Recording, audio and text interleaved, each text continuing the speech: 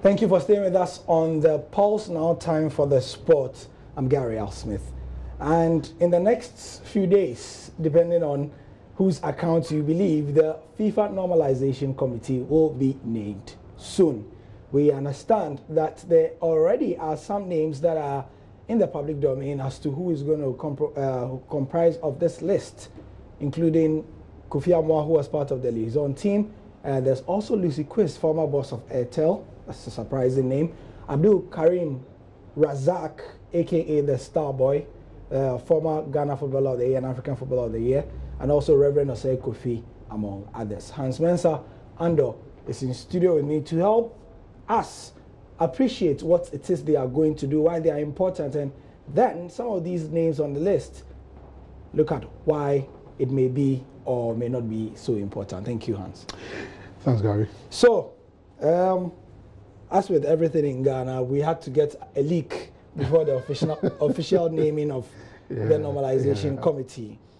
It's been a while since we heard that FIFA were coming to town to have a meeting with... An August 31st deadline date was set for the naming of the committee. Actually. Yes. Yeah. So why have they kept so long, first of all? I mean, first of all, you'd expect that because it's taking so long, they are going to do a thorough job in the people that they are going to select. We've heard the Minister for Youth and Sports talk about the fact that they are going to be selecting patriotic and competent Ghanaians. Earlier, he also talked about the fact that they are going to select people with integrity, which is the basic standard as far as the people that are going to be selected is concerned. And so it's taking a bit of time. So the expectation is that, you know, the names that will be put out eventually are going to be people with the competence, with the levels of integrity required. If you remember, one of the key issues, the key word that came out as far as the Anas documentary that has gotten us to this point is concerned is a lack of integrity among football people, if you like. And so people expect that the names that will be put up with people with unblemished integrity, people with the competence. And it's a bit surprising, some of the names that we are hearing.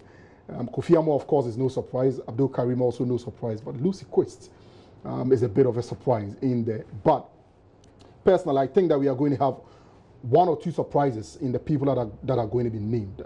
If you expect that it's going to be people who have been around football, you know, brace yourself, because there are going to be one or two people who have nothing to do with football, but will be brought in because they have a certain expertise that can help the job of the committee. So we are expecting that the names will be put up in the next couple of days. As a matter of fact, before the close of this week, we should know who constitute the Normalization Committee. Among the rumored list of those who will be there is Alhaji MND Jaola, daddy in a wolf football person as well. And that will come as no surprise. I mean, he served on things like this for the longest time, for as long as we can remember. And it wouldn't be out of place if his name were there. Whether it is a good thing, though, I mean, that would be for the public to judge. However, it's important for us to realize that this Normalization Committee will be formed with a specific mandate, terms of reference, and they'll be done by early next year.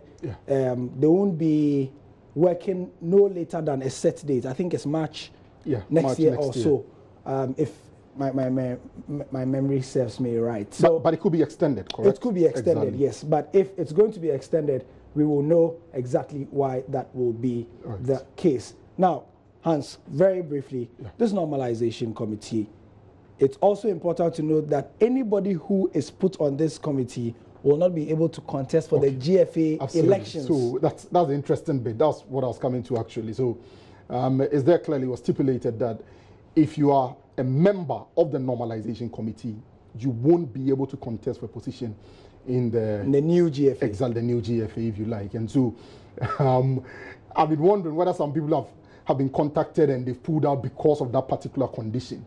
But it stands to reason that it's the same Normalization Committee that will be organizing the election, and so it becomes difficult if you're a member of the committee and you are standing for election onto the new Ghana Football Association. That also makes things a bit more interesting. Does it sort of, is it a negative in terms of the people we are going to get? Because you can have somebody who can do a good job as far as the committee is concerned, but maybe the person has ambition of becoming, you know, an official of the next Ghana Football Association administration. And so does it leave us short in a way that will also be something that we need to really look at. For now, we do not know, or maybe we do know, who and who have ambitions to become, officials of the next Ghana Football Administration.